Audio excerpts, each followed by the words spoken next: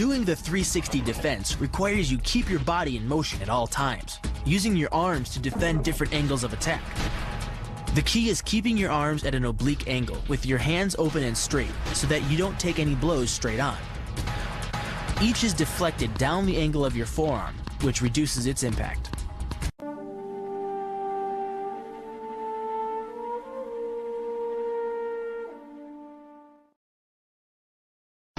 The kick's power comes from the torque generated by the rotation of the hips. It's the same principle that cracks a whip.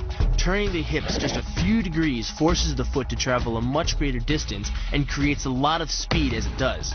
The longer the leg and quicker the rotation, the faster the kick. And unlike karate, Muay Thai fighters are also taught to strike with the hard bone of the shin. A Muay Thai kick can generate roughly the same force as a baseball bat, enough to crack a rib or a leg.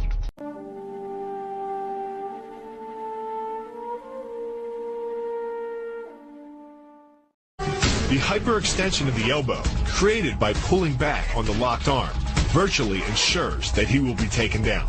The knee strike to the wrist dislodges the knife and further loads the elbow and shoulder. The technique can easily result in damage to the elbow joint, the tendons of the rotator cuff, or even a broken arm.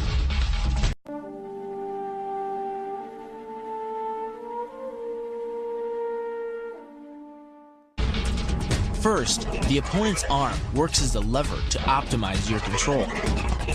Second, your own back serves as a pivot point for the throw. The strength and stability of your back allows you to throw a much heavier opponent than in a move that requires you to lift him.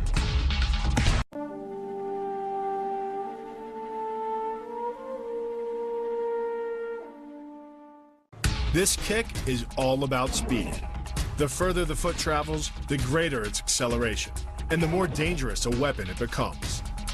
Powered by the muscles of the hip flexor and the quadriceps, by the time your foot reaches your opponent's throat, it's traveling nearly 40 miles per hour. That type of speed yields over 1,000 pounds of force, enough to puncture the Adam's apple and crush your windpipe.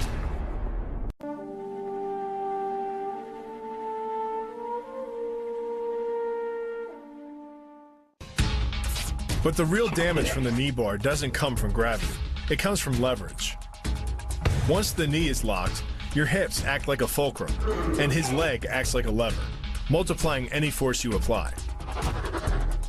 So even though the ligaments and tendons around the knee can sustain 1,700 newtons of force, the knee bar can load a lot more than that, enough to completely destroy the joint.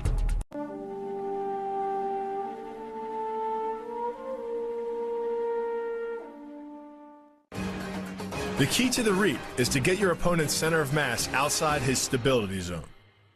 To do that, the Marine pushes his opponent at a location above the center of mass, while using his sweeping leg to create a tripping point, which is below his opponent's center of mass. Once the loss of stability has occurred, gravity does the work, and the damage. On the ground and on his back, your opponent is now vulnerable to any number of finishing strikes.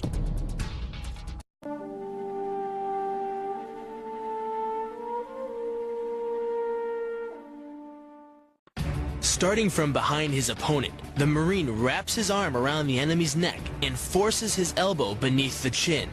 Clasping his hands behind the enemy's head, the Marine applies pressure in a vice-like movement of the forearm and bicep. Working much like a nutcracker, your forearm and biceps apply pressure to your opponent's carotid arteries. Located on either side of the trachea, these two arteries are the only way to get blood to the brain. It can take less pressure than squeezing an orange to stop the flow of blood to the arteries. And with no blood flow, the brain shuts down almost instantly. Fight over.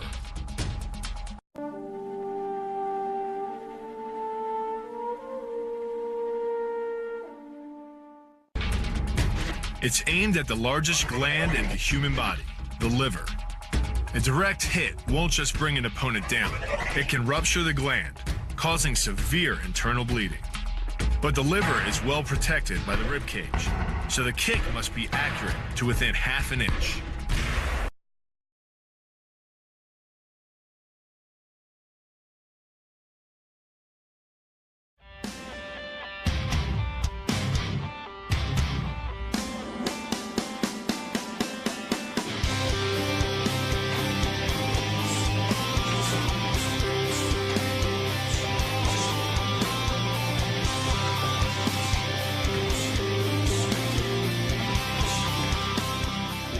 situation, we create like a discussion with the partner. I use this for like a provocation. He attacked to me. I use the same moment for manipulation. How catch the leg, how manipulation now the body like a shield, counter the wall, control the wall, the same moment control all the area, catch the leg, and broke the leg.